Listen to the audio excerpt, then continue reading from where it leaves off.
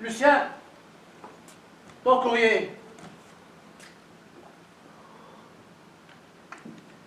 Eh ben merci, facteur.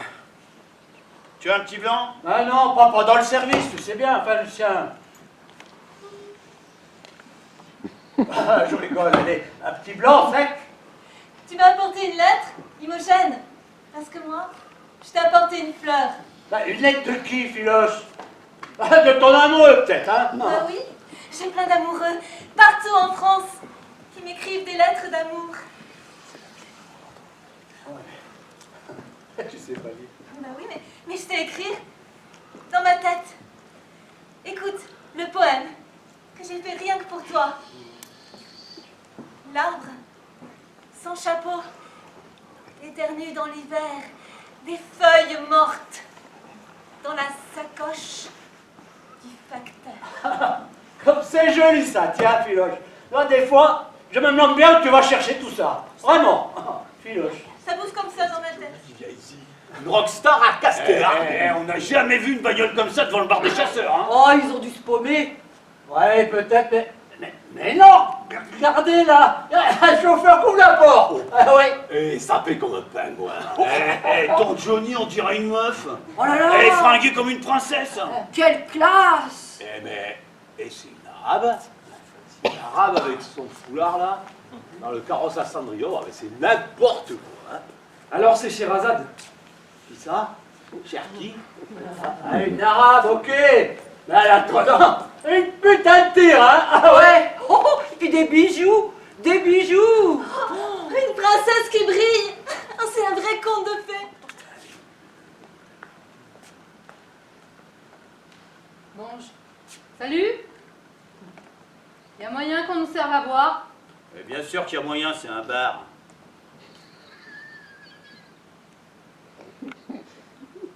Tournée générale. Elle a dit tournée générale. Et Madame Désir, Du champagne. du champagne, c'est qu'on en a plus au frais. Enfin, à vrai dire, on n'a plus du tout du champagne.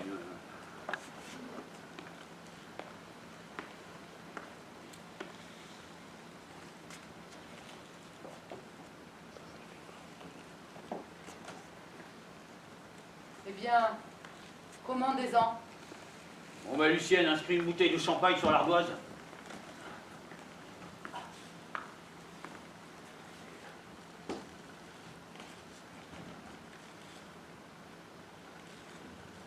Elle a écrit 3 caisses! 3! Elle compte rester quelque temps ici. Elle nous prend pour Crésus ou quoi? Bah si c'est madame qui paye, hein. Et vous avez de la famille dans le coin, des amis? Madame Zuckerman est sourde. Autre chose, elle a du pognon pour tout avoir.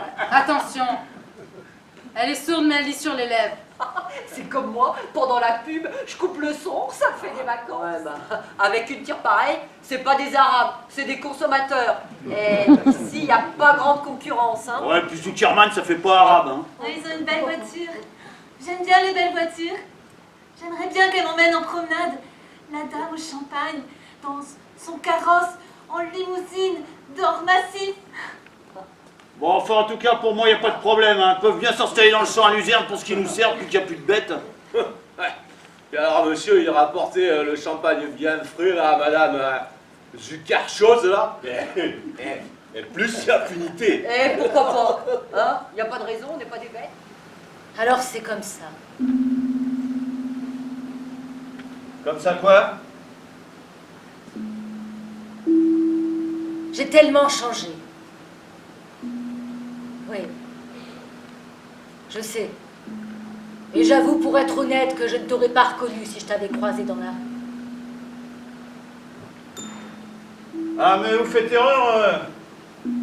J'ai jamais connu de Zuckerman. Ça, c'est sûr que mon défunt époux, le président des fonderies Zuckerman, n'a jamais dû mettre un pied dans votre délicieux village. Désolé pour vous. Mais mon prénom te rafraîchira sans doute la mémoire. Tu te rappelles? La petite Zuleika.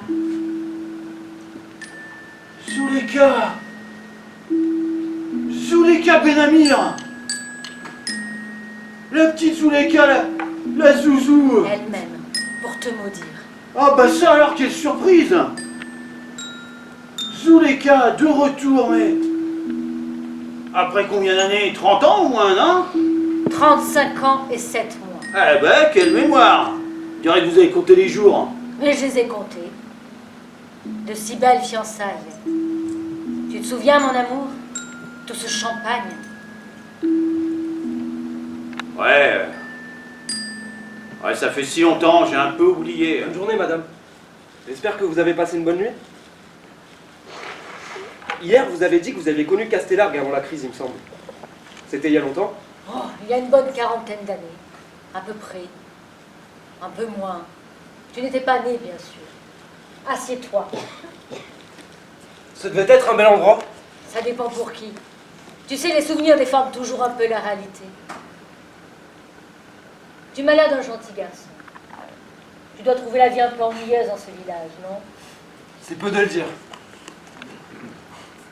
À mourir d'ennui, en fait. Mais alors, vous avez connu mes parents avant? Je suis Luc, le fils de Lucien. Ah. T'es le fils de Lucien. On dirait pas. Oui, je les ai connus. J'ai organisé une petite sauterie, ici, dans ce bistrot. Vous êtes tous mes invités.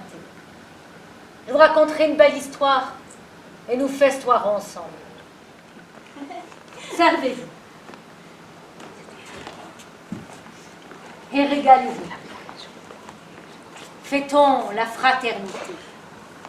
Inaugurons un avenir de prospérité. À la vôtre, mes amis, et à Castelargue.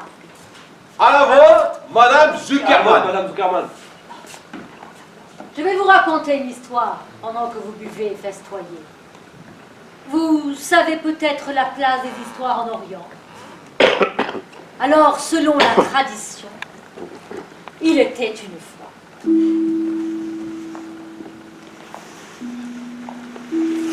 Il était une fois un joli village prospère où l'on vivait heureux. Dans ce village, un couple d'étrangers s'était installé. Venant de loin, les Bénamirs parlaient mal la langue du pays et on les regardait bizarrement. Elle ne quittait jamais son foulard. Lui, il avait l'air pas d'ici, quoi. Ils avaient une fillette de 5 ans. Elle s'appelait Zoulek. Tu les connais pas, les gens d'ici. La race des pauvres. Qu'est-ce qu'il leur reste aux gens d'ici? Ils n'ont plus de boulot, plus de fric, plus de rêve, plus d'avenir au fond. Alors dis-moi, qu'est-ce qu'il leur reste? Eh ben, il leur reste les convictions. Tous, ils ont leurs petites convictions. Ah, ils seraient tous prêts à se battre comme des chiens pour les défendre. Et qu'est-ce qu'ils font jour après jour en buvant leur coup à crédit au bar des chasseurs? Ils partagent leurs convictions. Ils se tiennent chaud en les tricotant les unes aux autres. Des petits animaux de compagnie, la prunelle de leurs yeux. Et comment ça se nourrit, ces petites bêtes-là? Facile. La télé, la radio, les journaux. Il y a de quoi nourrir toutes les convictions du monde en cherchant bien. T'as les étrangers qui vont nous chasser de chez nous. Lucien m'a choisi. C'était une sorte de victoire. Mais moi, est-ce que j'ai vraiment choisi de vivre ici? Ta vie n'est pas finie, Lucienne. Ma vie, elle est à Castelargue. Village en ruine, une vie paumée. Justement, tout peut changer désormais. L'avenir de Castelargue est entre mes mains et entre les vôtres. Je vois bien votre manège, va. Le luxe, on y prend goût, hein? Castelargue est en train de changer.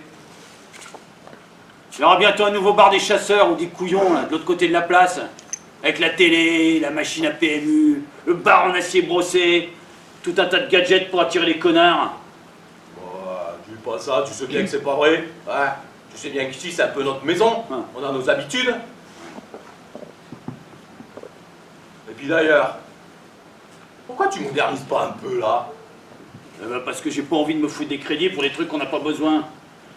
Et plutôt crever que d'emprunter le moins de centimes à Zuleka, manquerait plus que ça, tiens. Elle mène sa vie, toi, comme elle le souhaite avec ses milliards.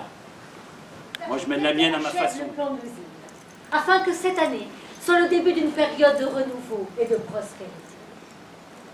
En ce jour de Thanksgiving, je voulais célébrer avec vous cette fête des remerciements, selon la vieille tradition américaine. Je voulais donc vous remercier de toute cette joie que vous me donnez. Et quel que soit le temps qui me reste à profiter de ce monde, je souhaite ne pas me montrer trop ingrate et rendre grâce à mes anciens et nouveaux amis. Célébrons l'avenir prometteur de Castella. Puisqu'on en est au remerciement, je tenais à rendre justice à l'enfant du pays, qui a su nous redonner courage et réveiller notre dignité. Vos promesses généreuses nous ont redonné confiance en nous. Vous êtes arrivés dans un village désespéré et vous nous avez montré qu'avec un peu d'énergie, d'imagination et des contributions financières dont nous vous remercions chaleureusement, nous pouvions changer notre avenir. Castella renaît, et de cela, Madame Zuckerman, oserais-je dire, ma chère Zuleika, soyez-en ardemment remerciée. D'ici quelques jours, mon notaire viendra vous faire signer le dossier de donation des propriétés que je viens d'acquérir pour la municipalité. Tu disais que tu étais mon copain. Il s'accrochait au fusil. Lucien brandissait son fusil. Il le brandissait dans le noir seul avec Imogène dans cette forêt. Fais pas le con, tu lui as dit. C'est dangereux. Il n'a pas eu l'air de t'entendre. Fais pas le con, tu lui as répété. Tu as posé ta main sur la crosse du fusil. Me touche pas, il a dit. Me touche pas. Il a fini par menacer Imogène. Me parle pas mal, tu lui as dit. Ne me parle pas mal. Et donne-moi ce fusil. Tu ne sais plus ce que tu fais. Sa main tremblait sur le métal glacé, mais au lieu de lâcher, il a serré plus fort. Alors toi aussi, tu as serré, et là. Vos deux mains se sont jointes sur le fusil glacé. Imogène a tenté de saisir Et l'arme. là, il y a un grand oiseau qui a pris peur tout près de vous. Un corbeau, un grand-duc, qu'est-ce que je sais? Il a pris son envol parce que vous l'avez dérangé. Et ça a fait un bruit terrible. Terrible dans le silence de la forêt. Lucien, il a fait comme un pas en arrière. Et son pied a glissé dans une ornière. Il faisait si froid et on ne voyait pas les ornières gelées dans l'obscur bois. Et Lucien, il s'accroche au fusil pour pas partir à la renverse. Toi, au contraire, tu lâches le fusil de peur du bruit de l'oiseau envolé. Et Lucien, il part à la renverse. Et le fusil lâché se retourne. Le fusil se retourne et d'un coup, Le coup de feu. et le Lucien, il le prend en pleine poitrine. Lucien a reçu le coup en plein cœur.